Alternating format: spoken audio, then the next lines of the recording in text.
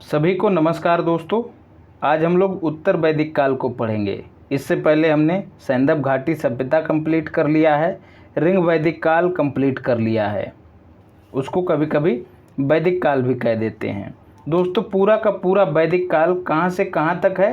1500 से लेकर 600 BC तक, ठीक है। लेकिन हमने इससे पहले जो रिंग वैदिक काल पढ़ा या फिर उसको कहें पूर्व वैदिक काल, वो कहाँ से कहाँ तक पड़ा? 1500 से लेकर 1000 BC तक।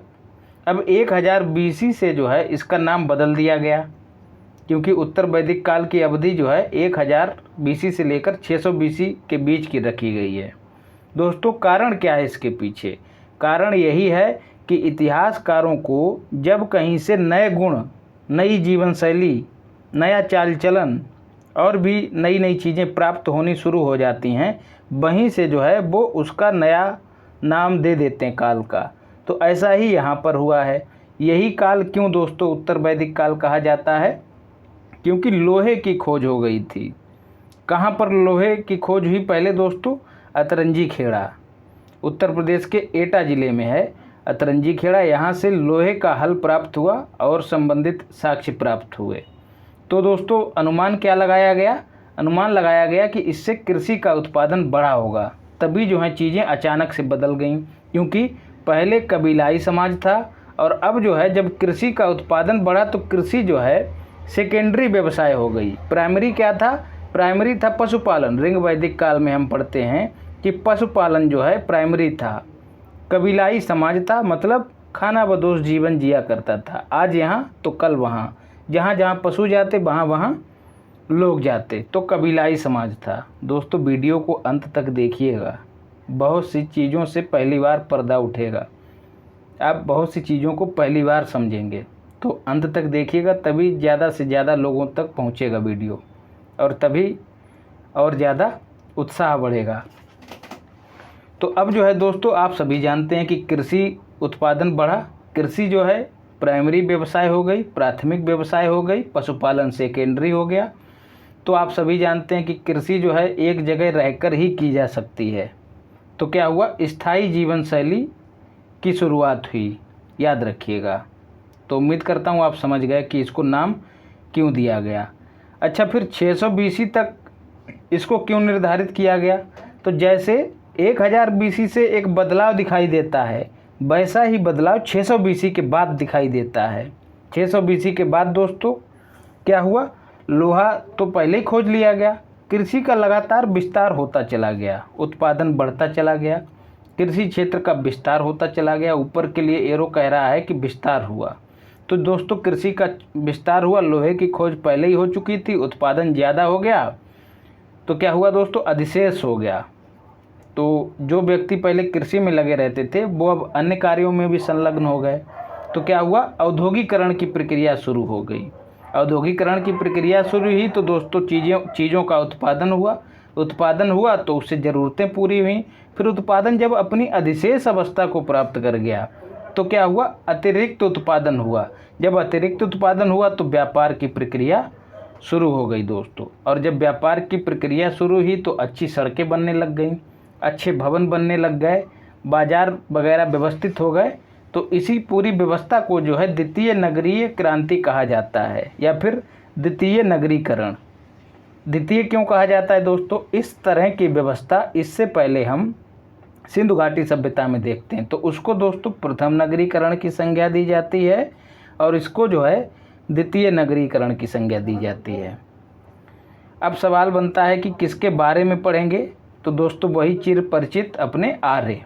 आपको डिटेल में इससे पिछले वाली वीडियो में बता चुका हूँ, तो ज़्यादा कुछ बदला नहीं है दोस्तों। बहुत सी चीज़ें आपको यहाँ पर पहले वाली देखने को मिल जाएंगी, तो घबराना कतई नहीं है। चीज़ें वही हैं, बस थोड़ा सा बदलाव हुआ है।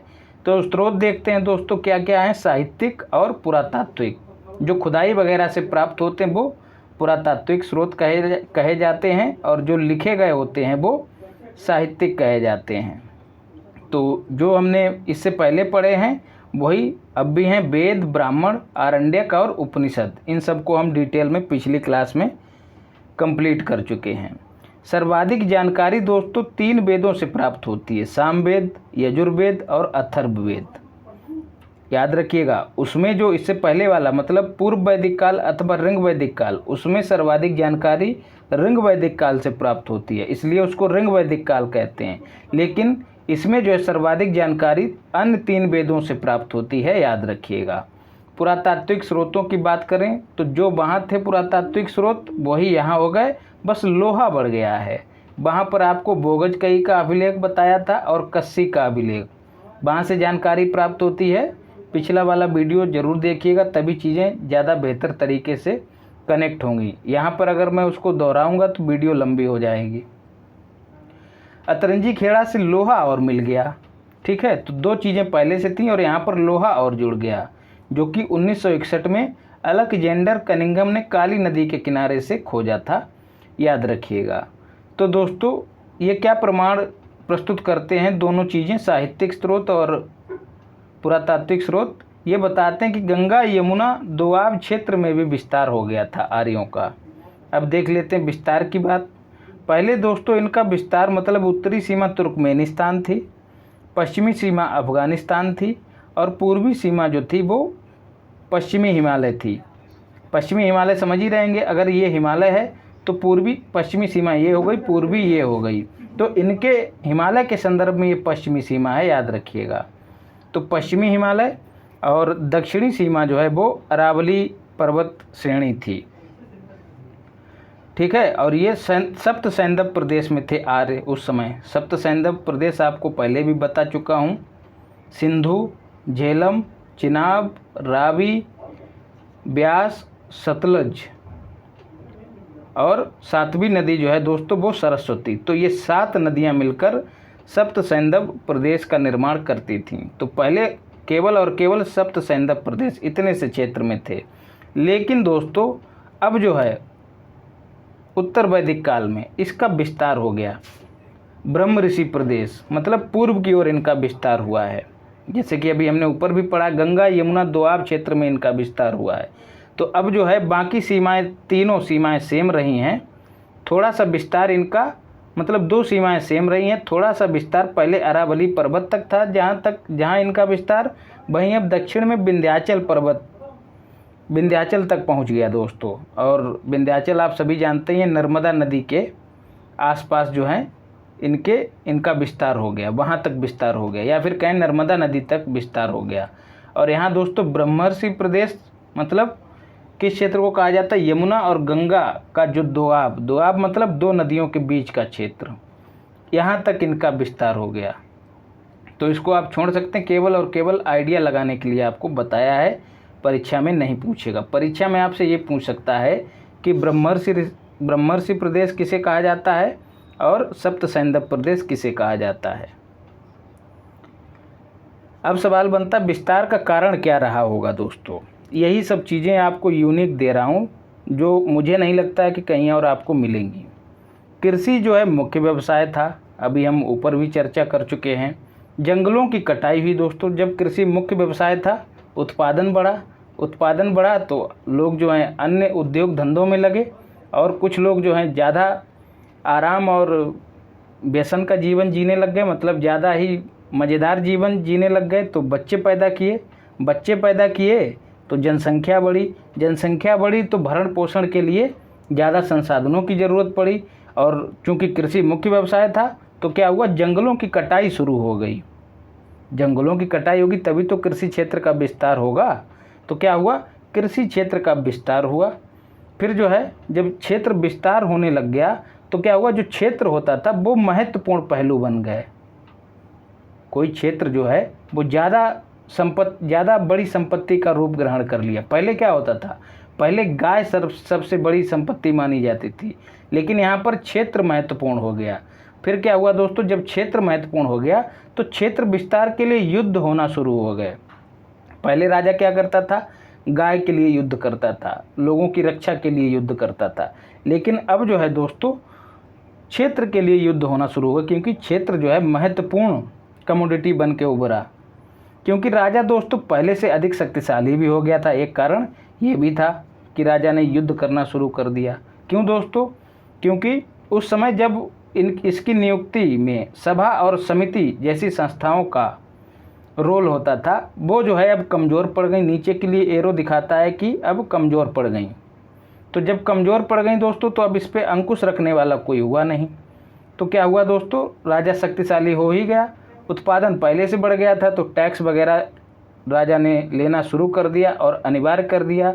जहाँ इससे पहले टैक्स जो है स्वैच्छिक था, वो अब अनिवार्य हो गया। जब अनिवार्य हुआ टैक्स, तो राजा के पास प्रशासन चलाने के लिए अतिरिक्त धन की व्यवस्था हो गई, अतिरिक्त सेना की व्यवस्था हो गई और ऐशो आराम दुर्ग वगैरह, मतलब एकदम टीम टाम युक्त जीवन जीने लग गया। तो दोस्तों सभा और समिति कमज़ोर पड़ गए। तो धीरे धीरे क्या हुआ दोस्तों, जैसे राजा तो हुआ ही शक्तिशाली, कोई योग्य राजा है तो उसकी संतान भी योग्य हो गई। तो क्या हुआ, संतान को हस्तांतरित एक बार हुआ होगा, फिर जो है धीरे धीरे उसने परंपरा का रूप ले लिया। तो राजा का बेटा राजा बनने लग गया, तो जन्म से नियुक्ति होने लग गई, अर्थात पद जो है राजा का वंशानुगत हो गया। पहले नियुक्ति सभा और समितियां करती थीं, याद रखिएगा।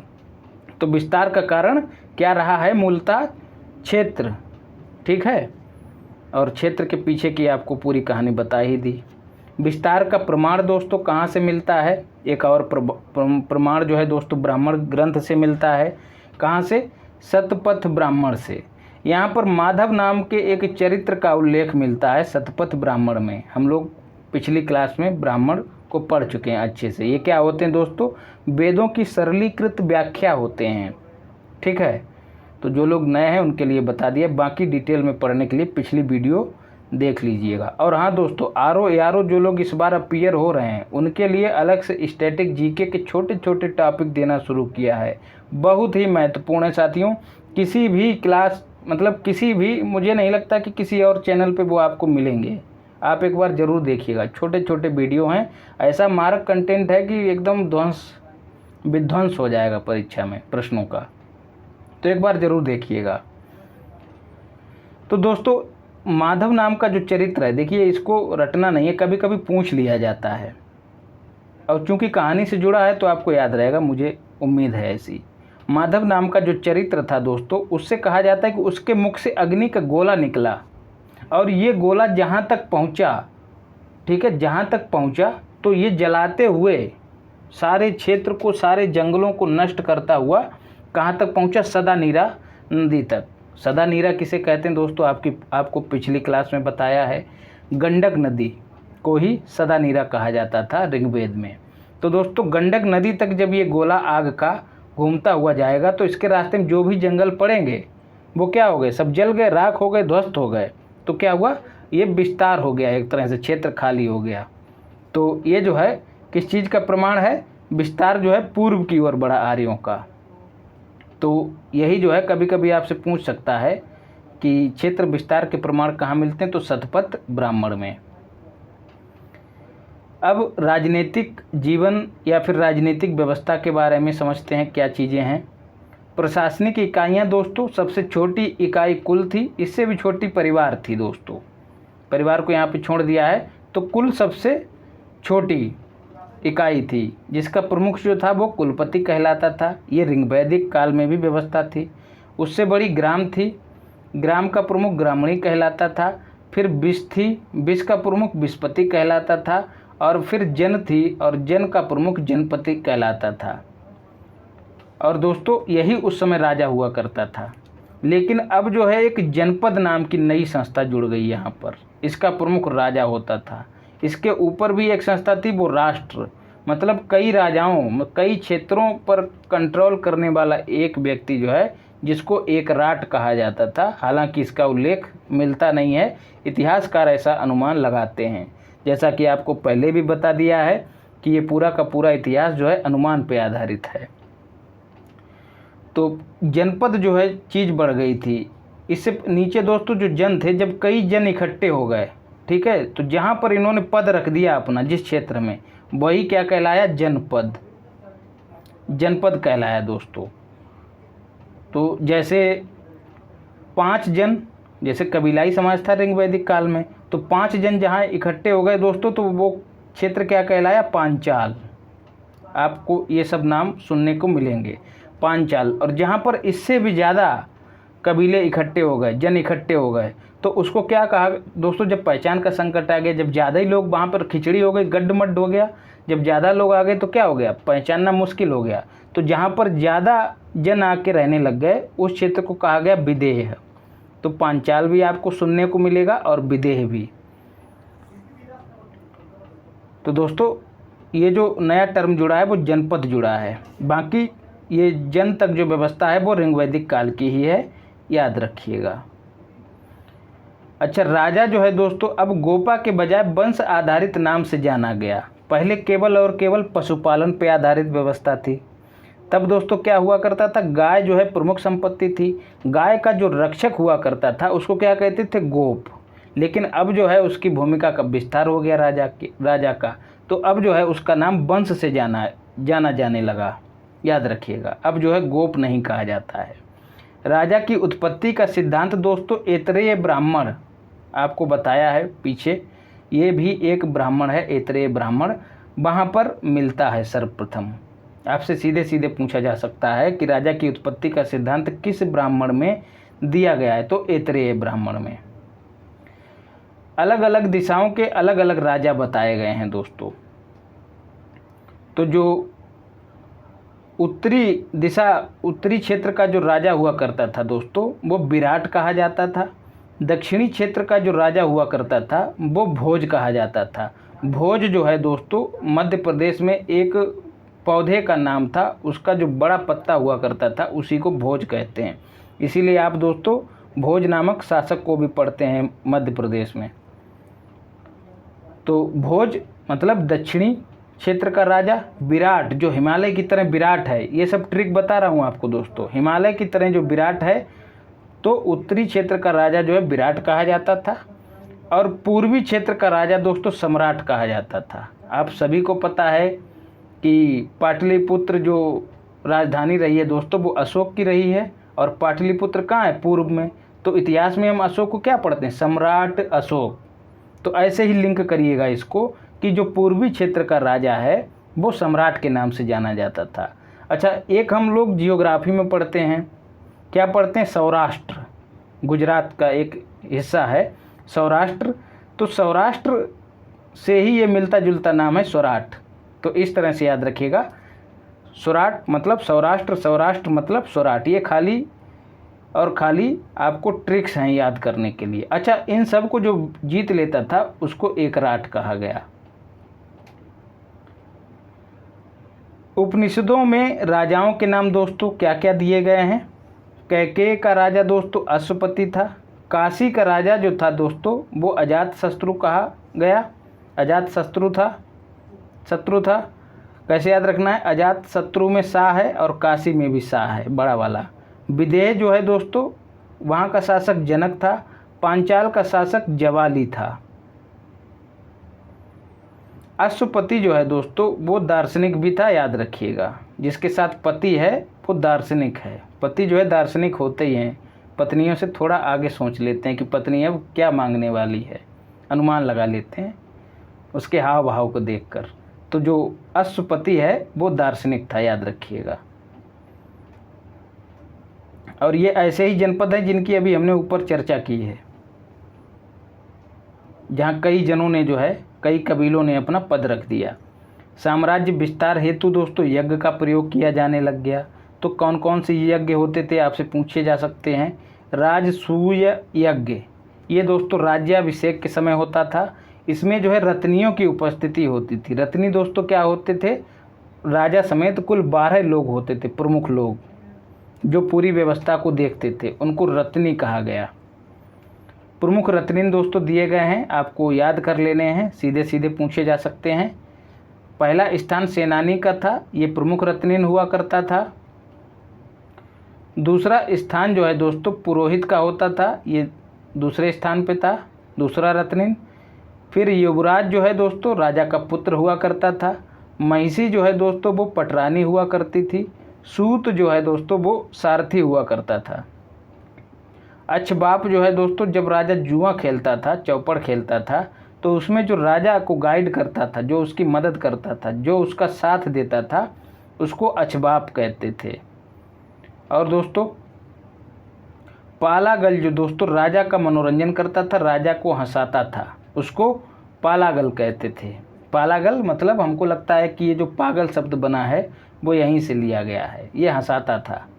अब आप भूलेंगे नहीं, पागल को पालागल से जोड़ दीजिएगा। पागल जो है ऐसी हरकतें करता है कि लोग हंसते हैं कभी कभी। फिर दोस्तों गाभी कर्तन, कर्तन जो है दोस्तों शिकार में मदद करता था राजा की। कैसे याद रखना है, गाभी को आप पढ़िएगा गोभी, गोभी और कर्त, अरे यार काहे फंस रहे हो, गोभी कर्तन, ठीक है, कर्तन नहीं कतरन, गोभी कतरन। गोभी को कतरना मतलब गोभी को काटना, तो क्या होता है, एक तरह का शिकार ही होता है, ऐसे जोड़िएगा। तो गोभी कर्तन जो है दोस्तों ऐसा रत्निन था जो राजा की शिकार में मदद करता था। फिर दोस्तों ग्रामणी हुआ करता था, ये मुखिया होता था। संग्रहीता जो है दोस्तों वो कोषाध्यक्ष होता था। भागदूत जो है दोस्तों वो कर एकत्र करने वाला एक अधिकारी हुआ करता था। तो ये प्रमुख रत्निन हो गए दोस्तों। रत्निन की आपको संख्या याद कर लेनी है 12, और इनके नामों के मतलब याद कर लेने हैं, ठीक है। गोभी कर्तन, गोभी कतरन, पालागल, अछबाप और कई तो आपको ऐसे ही याद रहेंगे। दूसरा आपको पहला तो बता ही दिया है, राजसूय यज्ञ, ये राज्याभिषेक के समय होता था। दूसरा है अश्वमेध यज्ञ।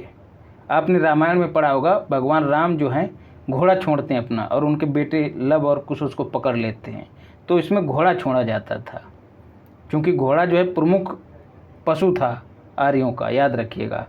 तो घोड़ा छोड़ा जाता था, जो इस घोड़े को पकड़ लेता था उसी के साथ युद्ध होता था राजा का। और जहाँ जहाँ से घोड़ा निकल जाता था वो राज्य जो है दोस्तों मतलब घोड़े को छोड़ने वाले राजा के अधीन आ जाते हैं। तो जो उस घोड़े को पकड़ेगा उसी के साथ राजा का युद्ध होगा, अन्यथा वो क्षेत्र जो है घोड़ा छोड़ने वाले राजा का हो जाता है। तो ये राज्य विस्तार का प्रतीक था अश्वमेध यज्ञ, घोड़ा छोड़ने से पहले किया जाता था। वाजपेयी यज्ञ दोस्तों जब रथ दौड़ हुआ करती थी उस समय किया जाता था, ठीक है। वाजपेयी यज्ञ, अटल बिहारी वाजपेयी से इसको जोड़िएगा, रथ यात्रा शुरू हुई थी। सीता यज्ञ दोस्तों कृषि प्रारंभ करने से पहले किया जाता था। सीता दोस्तों जो कूण होता है हल के द्वारा जो जुताई होती है, तो एक लकीर सी बन जाती है हल के पीछे, उसको कूण भी कहते हैं, कूण, कूण। इसको दोस्तों सीता भी कहते हैं, याद रखिएगा। तो सीता जहाँ भी आए समझ लेना कृषि से संबंधित है। मौर्य काल में सीता अध्यक्ष जो है दोस्तों वो कृषि से संबंधित अधिकारी को कहा गया है, उसको आगे पढ़ेंगे। पुरुष मेध यज्ञ दोस्तों पुरुषों की बलि दी जाती थी इसमें। इसका उल्लेख कहाँ है, शतपथ ब्राह्मण में, याद रखिएगा। ये तो नाम से ही विदित हो रहा है कि पुरुष मेध यज्ञ पुरुषों से संबंधित है, तो पुरुषों की बलि दी जाती थी। आर्थिक जीवन देख लेते हैं दोस्तों, इस समय कैसा था आर्यों का। कृषि जो है मुख्य व्यवसाय थी, भूमि को अधिक महत्व दिया जाता था, आपको ऊपर भी बढ़िया से बता चुका हूँ। बलि जो है दोस्तों कर हुआ करता था कहाँ, ऋग वैदिक काल में। अब जो है दोस्तों भाग हो गया, उस समय स्वैच्छिक था, अब जो है अनिवार्य कर दिया गया, याद रखिएगा। 24 बैलों द्वारा कृषि करने के प्रमाण मिले हैं। अब सोचिए जहाँ 24 बैलों से एक साथ कृषि हो रही है, लोहे के हल के साथ एकदम गहरी जुताई हो रही, तो कैसे ज़्यादा उत्पादन नहीं होगा। नहर को दोस्तों कुल्या कहा गया है। फसलों में विविधता आई, ठीक है दोस्तों, मतलब अलग अलग फसलें की जाने लगी। जब जुताई बढ़िया हो रही, खुदाई बढ़िया हो रही, तो फसलों में विविधता आई। गेहूं को दोस्तों गोधूम कहा जाता था। चावल जो है दोस्तों उसको ब्रीही अथवा तंदुल, याद रखिएगा, तंदुल कहा जाता था। अच्छा, ऋग वैदिक काल में क्या था दोस्तों, यव, जौ की कृषि हुआ करती थी। जौ को क्या कहते थे, यव। सीधे पूछ लिया जाता है कि ऋग वैदिक काल में यव से तात्पर्य क्या है। और दोस्तों कोई भी समस्या हो तो इस व्हाट्सएप नंबर पर मैसेज करिएगा। और हाँ दोस्तों, निबंध लेखन का पेड ग्रुप चल रहा है, यदि आप उसमें शामिल होना चाहते तो मैसेज करिएगा, RO को ध्यान में रखते हुए। फसल कृषि दोस्तों जो लोग जुड़े हैं ये जान लीजिए कि अगर जिस तरह से चीज़ें बता रहा हूँ उस तरह से करते गए तो इस बार RO में सिलेक्शन पक्का, जान लीजिए। अगली बार नियुक्ति पत्र लेने आप भी लखनऊ पहुँचेंगे। फसल कृषि मतलब फसल या फिर कृषि के बारे में बात करते हैं।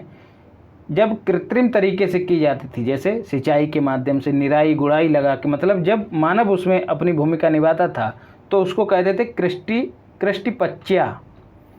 और जब प्राकृतिक रूप से जैसे अपने आप वर्षा हो गई और कुछ वहाँ पर फल, मतलब ये गेहूँ अनाज वगैरह पैदा हो गए, तो उसको कहते थे आकृष्टिपच्या। मतलब जहाँ करना पड़े वो कृष्टि और जहाँ ना करना पड़े वो अकृष्टि। याद रखिएगा, सीधे सीधे शब्दों के मतलब पूछ लिए जाते हैं। पशुपालन दोस्तों, अच्छा उस समय गाय वगैरह पाली जाती थी, भेड़ बकरी वगैरह, लेकिन अब जो है दोस्तों बाघ को पालने लग गए, हाथी को पालने लग गए। हाथी को हस्ती अथवा बारण भी कहा जाता था। और दोस्तों इस पे जो अंकुश अपना चलाता था उसको हस्तिप कहा जाता था, याद रखिएगा। बड़े बैल को क्या कहते थे? महोक्ष, ये भी याद रखिएगा। व्यवसाय जो है दोस्तों आनुवांशिक हो गया। वर्ण व्यवस्था जो है वो जन्म पर आधारित हो गई। अब सवाल बनता है कि ये जन्म पर आधारित कैसे हुई होगी दोस्तों? तो ऐसा अनुमान लगाया जाता है कि जब जनसंख्या बड़ी होगी, संसाधन सीमित पड़े होंगे, तो क्या हुआ? प्रतिस्पर्धा बड़ी होगी, एक दूसरे के क्षेत्र में घुसने का प्रयास किया गया होगा, तो जो उस क्षेत्र में पहले से हुआ होगा उसने बचाव किया होगा अपने क्षेत्र का। क्यों बचाव किया होगा? कि हम अपने बेटे को ये काम देंगे। और ऐसा होता भी है दोस्तों, जब हमारे पिताजी कोई काम कर रहे होते हैं तो हमको उसी काम में ज़्यादा अनुभव हो जाता है। तो जैसे जैसे ज़रूरतें बढ़ी वैसे वैसे व्यवसाय आनुवांशिक होता चला गया। ठीक है, तो क्या हुआ दोस्तों? पहले जो वर्ण व्यवस्था थी वो केवल और केवल कर्म आधारित थी, तो अब क्या हो गया? जन्म आधारित हो गई। समझ जाइएगा आप, ये जो क्वेश्चन मार्क है ये हल हो गया है। तक्षण जो है दोस्तों बढ़ई को कहते थे। रज्जु सर्प जो है दोस्तों रस्सी बनाने वाले को कहते थे। और रज इत्री दोस्तों रंगाई करने वाले को कहते थे, याद रखिएगा। सोना, तांबा, कांसा और लोहा, इन सब के प्रमाण मिलते हैं दोस्तों, याद रखिएगा। लोहित अयस्क को, तांबा को लोहित अयस्क कहा जाता था, याद रखिएगा। लोहित अयस्क किसको कहा जाता था? तो विकल्प में लोहा भी रहेगा, कतई भ्रमित नहीं होना है। तांबा होता है लोहित अयस्क इस समय। लोहा को क्या कहा जाता है दोस्तों? कृष्ण अयस्क। चूँकि लोहा रंग में काला, मतलब काला होता ही हल्का हल्का, तो ऐसे ही अंदाज़ा लगाइएगा कि कृष्ण अयस्क जो है वो दोस्तों, या फिर कृष्ण अयस, कहीं कहीं आपको अयस्क मिलेगा, कहीं अयस मिलेगा, तो लोहा को कृष्ण अयस्क कहा जाता था। चांदी की जानकारी इनको नहीं थी दोस्तों। कांसे की जानकारी किसको थी? आपको पहले भी बता चुका हूँ। कांसा मिश्र धातु थी दोस्तों, किनको जानकारी थी? सिंधु सभ्यता के लोगों को। तांबे की भी जानकारी थी उनको, आपको पहले भी बता चुका हूँ। टिन की भी अधिक जानकारी थी। जब कांसा है दोस्तों, कांसा आपको पता ही है, कांसा, ऐसे आपसे प्री में सवाल पूछ लिया जाता है। देखिए कांसा बन रहा है, ऐसा जो है वो टिन का प्रतीक होता है। तो कांसा, कांसा जो है दोस्तों कापर और टिन से मिलकर बना होता है। तो तांबा और टिन पहले से मौजूद थी। सबसे पुरानी धातु दोस्तों तांबा मानी जाती है, याद रखिएगा। वैसे तो आप कांसा को मान सकते हैं, लेकिन कांसा मिश्र धातु है। कुसीद जो है दोस्तों, जो ऋण लिया जाता था उसको कुसीद कहा जाता था, और जो ऋण देता था उसको कुसीदन कहा जाता था। अच्छा, उस समय क्या कहा जाता था? ऋण को पणी, याद रखिएगा, पणी। और ये एक तरह के व्यापारियों को भी कहा जाता था जो गायों की चोरी कर लेते थे, पणी। वस्तु विनिमय प्रणाली विद्यमान थी, मतलब चीज़ के बदले चीज़। जैसे आपको आलू की ज़रूरत है और आपके पास टमाटर पहले से है, और दूसरे व्यक्ति को आलू की ज़रूरत है, और अरे भाई कंफ्यूज हो रहा हूँ। जैसे आपको, सीधी सी बात ऐसे समझिए, जो चीज़ आपको ज़रूरत है वो दूसरे व्यक्ति के पास है, और जो उसको ज़रूरत है वो आपके पास है, याद रखिए। बस इतनी सी बात है। यदि आपके पास आलू हैं और उसके पास आलू नहीं है, उसके पास टमाटर हैं, तो और आपको टमाटर की ज़रूरत है, तो आप टमाटर उससे ले लेंगे और आलू उसको दे देंगे। वस्तु विनिमय मतलब वस्तु की अदला बदली, ये प्रणाली विद्यमान थी, मतलब मुद्रा का चलन नहीं था। राजा जो है दोस्तों हल चलाने के प्रमाण मिले हैं, याद रखिएगा। राजा जनक के द्वारा हल चलाया गया है, मुठिया पकड़ी गई है हल की, ऐसे प्रमाण मिले हैं। धार्मिक जीवन की बात करें दोस्तों, तो परलोक में भरोसा करते थे ये लोग। याज्ञिक कर्मकांड जो है दोस्तों ज़्यादा होते थे, हवन वगैरह ज़्यादा होते थे। यज्ञ में पशु बलि भी दी जाती थी। ये चीज़ें दोस्तों ऋग्वैदिक काल में नहीं थीं। नरक, पुनर्जन्म, आत्मा, परमात्मा, मोक्ष पर बल दिया जाने लग गया। ठीक है, यज्ञ की शुद्धता पर बल दिया जाने लग गया, मतलब ज़्यादा ही कर्मकांड बढ़ गए। ऋग वैदिक काल में पशुओं के देवता पूषण जो हैं वो अब शूद्रों के देवता हो गए, याद रखिएगा। 3 प्रकार के ऋणों की बात की गई है दोस्तों, देव ऋण, गुरु ऋण अथवा ऋषि ऋण और पितृ ऋण। इन तीनों को जो उतार देगा वो मोक्ष को प्राप्त कर लेगा। देव ऋण मतलब दोस्तों देवताओं ने उनको बनाया है, सृष्टि के वो पालनहार हैं, उसके उत्पत्तिकर्ता हैं, तो यज्ञ वगैरह करके उनका ये ऋण अदा करना है, तो ये भी एक ऋण हुआ करता था। दूसरा गुरु ऋण दोस्तों, जिन्होंने आपको ज्ञान दिया है, वेद सिखाए हैं, ब्राह्मण सिखाए हैं, आरण्यक सिखाए हैं, तो वो ऋषि मतलब गुरु ऋण कहा गया, उसको भी आपको उतारना है। तीसरा है पितृ ऋण, आपको संतान पैदा करनी है। तो दोस्तों ये तीनों काम जब ऋण के रूप में लिए जाते थे, क्योंकि हम सभी जानते हैं जब हमारे ऊपर ऋण होता है तो कहीं ना कहीं अंदर से भाव आता है कि यह ऋण है हमारे ऊपर, इसको उतारना चाहिए। तो वो चीज़ उस समय के लोगों में स्वाभाविक थी। जैसे आप किसी का 10 रुपया ले लें, फिर आपके अंदर वो चीज़ आती कि ये हमको देना है, बार बार वो चीज़ जहन में आती है कि हमको इसको लौटाना है। तो यही व्यवस्था उस समय थी, तो इसीलिए यज्ञ वगैरह और ज़्यादा होते थे। दैनिक यज्ञ को दोस्तों ग्रह कर्मणि कहा जाता है, जैसे कर्माणि कहा जाता है। जैसे कोई विवाह हो गया उस समय यज्ञ हो गया, या सत्यनारायण की कथा हो गई, ये छोटे छोटे कामों में जो यज्ञ होता था उसको ग्रह कर्माणि कहा जाता था, याद रखिएगा। देवता जो हैं दोस्तों कौन हो गए सबसे बड़े देवता, तो प्रजापति। अच्छा, उस समय सबसे बड़े देवता इंद्र हुआ करते थे, लेकिन अब जो है प्रजापति हो गए, जो कि सृजन के देवता थे। इनके बाद दोस्तों रुद्र आते थे, विष्णु आते थे और वरुण आते थे। वरुण पहले दोस्तों ऋत मतलब नैतिक नियमों के देवता थे, आचरण बताते थे कि कैसे चलना चाहिए, तो वो जो है अब दोस्तों जल के देवता हो गए हैं। और विष्णु जो है दोस्तों उनको पालनहार मानते थे सभी, तो वो पालक देवता थे। और रुद्र जो है दोस्तों पशुओं के देवता थे, याद रखिएगा। अब समाज की बात कर लेते हैं। पुरुष प्रधान समाज था, संयुक्त परिवार की व्यवस्था थी, वर्ण व्यवस्था जन्म से हो गई थी, आपको ऊपर भी बता चुका हूँ। शूद्रों की स्थिति ज़्यादा दयनीय हो गई थी। ब्राह्मण, क्षत्रिय, वैश्य, इन तीनों को उपनयन संस्कार ग्रहण करने का अधिकार था। दोस्तों 16 संस्कार की जो अवधारणा थी वो चलन में आ गई थी। 16 संस्कार दोस्तों जब से जन्म होता है और जन्म से लेकर मरण तक जो 16 प्रमुख संस्कार होते हैं, 16 आयोजन किए जाते हैं छोटे छोटे कामों के लिए, उन्हीं को संस्कार कहते हैं। जैसे उपनयन संस्कार, जब बच्चा जो जैसे सबसे पहला संस्कार होता है गर्भाधान, जब गर्भ धारण करती महिला तो उसको गर्भाधान कहते हैं। फिर पुष्यवन होता है, फिर कर्णभेदन होता है। ऐसे ही दोस्तों उन्हीं में से एक है उपनयन संस्कार। एक धागा आप आज भी देखते होंगे, लोग जनेऊ पहनते हैं, उसको जनेऊ कहते हैं हमारे यहाँ, तो वो धारण कराया जाता है। वो इस बात का प्रतीक होता है कि आप जो हैं अब पढ़ने जा रहे हैं और पढ़ाई के दौरान ब्रह्मचर्य जीवन का पालन करेंगे, ब्रह्मचारी जीवन जिएंगे। हालांकि आजकल तो ये सब दूर की कौड़ी हो गई हैं, आकाश कुसुम जैसी चीज़ें हो गई हैं ब्रह्मचर्य का पालन। तो दोस्तों उपनयन संस्कार होता था, तो इन 3 को ही अधिकार था। किनको किनको? ब्राह्मण, क्षत्रिय और वैश्य। अच्छा, इन तीनों को संयुक्त रूप से द्विज कहा जाता था, क्योंकि इनका 2 बार जन्म हो जाता था। एक बार तो माता के गर्भ से हो जाता था, दूसरी बार जब ये उपनयन संस्कार करा लेते थे, अपना जनेऊ धारण कर लेते थे, ब्रह्मचर्य का वर्ण करते हुए शिक्षा दीक्षा प्राप्त कर लेते थे, संस्कार पा जाते थे, तो पढ़ लिख कर जो है दोस्तों आज भी यदि आप ये सब कर लेते हैं तो आपको पुनर्जन्म हो जाएगा, दूसरा जन्म हो जाएगा, ये जान लीजिए। तो माना जाता था कि इसका 2 बार जन्म हो गया है। और ठीक बात भी है, यदि दोस्तों कोई व्यक्ति शिक्षित और पढ़ लिख कर समझदार बनकर योग्य बन जाता है तो उसका दूसरा ही जन्म हो जाता है एक तरह से। तो इनको इसीलिए द्विज कहा जाता है। अब ये सब चीज़ें दोस्तों मुझे तो नहीं लगता कि आपको अन्यत्र मिलेगी, हालांकि मैं नहीं कहता हूँ कि मुझे ही पता है, ज्ञान बहुत है दोस्तों, बस यही है कि मेहनत करके चीज़ें आपको दे रहा हूँ। किसी एक किताब का सहारा नहीं इसमें लिया गया है, NCERT से लेकर कई किताबें इसमें समाहित की गई हैं। यही सब आपको लिए जो GS का छोटा छोटा कंटेंट दे रहा हूँ उसमें किया गया है।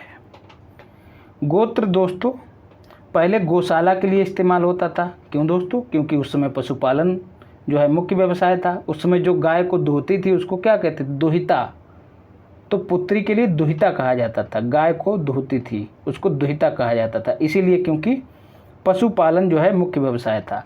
अब जो है दोस्तों गोत्र का संबंध पीढ़ी से हो गया और धीरे धीरे गोत्रीय विवाह शुरू हो गए, मतलब एक ही गोत्र में विवाह होना शुरू हो गया और धीरे धीरे ये चीज़ें जाति व्यवस्था में भी फैल गई, मतलब समान जाति में विवाह होना शुरू हो गया। तो वही चीज़ें हमको आज भी दिखाई देती हैं। आज भी कई ऐसे ब्राह्मण हैं जो समान गोत्र में ही विवाह करते हैं।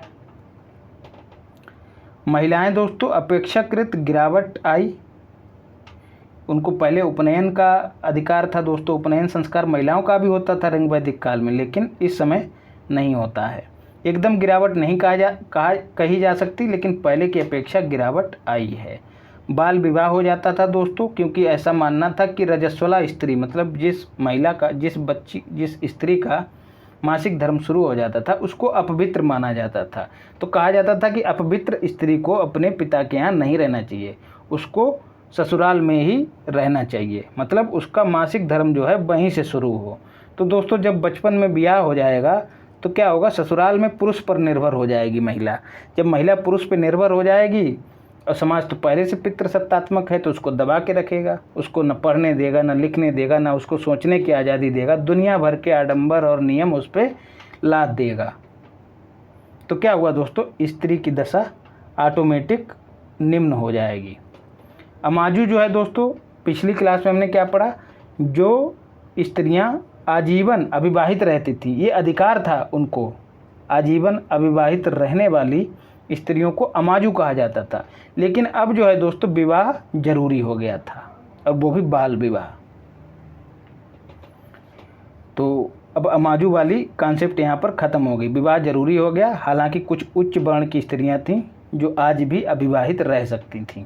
सती प्रथा नहीं थी दोस्तों, विधवा विवाह था, पर्दा प्रथा नहीं थी, बहुपत्नी प्रथा शुरू हो गई। जब स्त्री की स्थिति जो है निम्न हो गई दोस्तों, तो बहुपत्नी प्रथा शुरू होना कोई बड़ी बात नहीं है। इम्पॉर्टेंट फैक्ट्स देख लेते हैं दोस्तों। मूर्ति पूजा का प्रारंभ माना जाता है उत्तर वैदिक काल से, और यदि उत्तर वैदिक काल ना हो विकल्प में तो, और सिंधु घाटी सभ्यता हो तो आप सिंधु घाटी सभ्यता करेंगे, ठीक है। और यदि सिंधु घाटी सभ्यता और उत्तर वैदिक काल दोनों हो विकल्प में, तब आपको क्या करना है? सिंधु घाटी सभ्यता, क्योंकि हम सब पढ़े हैं, पिछली क्लास में हमने पढ़ा है बेहतर तरीके से कि वहाँ पर मूर्ति पूजा के साक्ष्य मिले हैं। आश्रम व्यवस्था दोस्तों, छांदोग्य उपनिषद में 3 आश्रम बताए गए हैं और जावालो उपनिषद में 4 आश्रम बताए गए हैं। आपसे ये पूछ लिया जाता है खासकर टीजीटी और पीजीटी में कि किस उपनिषद में कितने आश्रम बताए गए हैं। तो दोस्तों 4 आश्रम हैं कुल: ब्रह्मचर्य, गृहस्थ, वानप्रस्थ और संन्यास।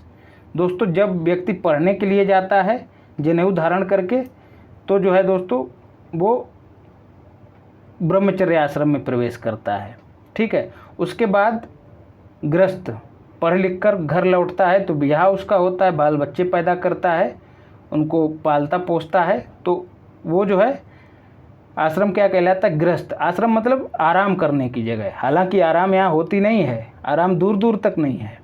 गृहस्थ में आप जान ही रहे हैं किस तरह की आराम होगी, लेकिन व्यवस्था है ऐसी दोस्तों। तो पहले ब्रह्मचर्य को वर्ण करते हुए, ब्रह्मचर्य का वर्ण करते हुए बढ़िया से पढ़ाई लिखाई की, शिक्षा दीक्षा प्राप्त की। अब तो नौकरी में लग जाते हैं लोग। शिक्षा दीक्षा प्राप्त करके घर आए, घर आकर ब्याह किया, बाल बच्चे पैदा किए। उसके बाद दोस्तों वानप्रस्थ बच्चों का पढ़ा लिखा कर उनका ब्याह कर दिया और चले गए वन में, तपस्या करने लग गए। फिर उसके बाद, मतलब वन में नहीं गए दोस्तों, अभी जो है, हाँ सही है, वानप्रस्थ मतलब वन में चले गए और अपना तपस्या ध्यान वगैरह करने लग गए, लेकिन अभी भी समाज से थोड़ा जुड़े हुए थे। लेकिन फिर सन्यासी हो जाता है व्यक्ति, फिर वन में अपना ध्यान वगैरह करके ज्ञान प्राप्त करके विचरण करने लगता है। तो सन्यासी आप जान ही रहे हैं कि उसका पूरा संसार ही उसका परिवार हो जाता है। तो अंत में जो अंतिम आश्रम है वो क्या है? सन्यासी। याद रख लीजिएगा, आपसे कभी कभी क्रम पूछ लिया जा सकता है। क्या पहला क्या है? ब्रह्मचर्य, दूसरा गृहस्थ, तीसरा वानप्रस्थ, चौथा सन्यासी। पुनर्जन्म के पहले प्रमाण दोस्तों शतपथ ब्राह्मण में मिले हैं। भगवानपुरा जो कि हरियाणा में है दोस्तों, यहाँ पर पिछले वर्षों में पक्की ईंटों के प्रमाण प्राप्त हुए जो कि वैदिक काल के माने जाते हैं। भगवानपुरा, ठीक है, वेदों में भगवान की बात हो रही है दोस्तों, तो उससे संबंधित साक्ष्य कहाँ मिले? भगवानपुरा में, ऐसे याद रखिएगा। 8 प्रकार के विवाहों का उल्लेख है इसमें, ये गिनती जरूर याद रखिएगा। 8 प्रकार के विवाह हैं।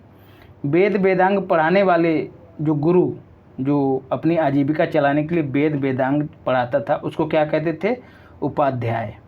16 संस्कारों की शुरुआत हो चुकी थी, आपको ऊपर बता चुका हूँ। अंतिम संस्कार दोस्तों मरते समय जो किया जाता है। फिर है सर्ग, प्रतिसर्ग, वंश और मनवंतर और वंशानुचरित। ये जो हैं दोस्तों पुराणों के संकेतक हैं, याद रखिएगा, इनको रट जाइएगा। ये सब आए हुए प्रश्न हैं दोस्तों घटना चक्र वगैरह में जो यूनिक लगे हैं। बाकी ज़्यादा से ज़्यादा चीज़ें आपको ऊपर करा दी हैं, तो ये कंटेंट पढ़ के आपको घटना चक्र पढ़ने की आवश्यकता नहीं है, ना ही किसी किताब को पढ़ने की आवश्यकता, क्योंकि चीज़ें आपको सारी की सारी यहीं दे दी हैं। और मुझे लगता है कि आपको ऐसा कोई कॉन्सेप्ट नहीं होगा जो समझ ना आया हो। जीवन का विज्ञान दोस्तों अथर्ववेद को कहा जाता है।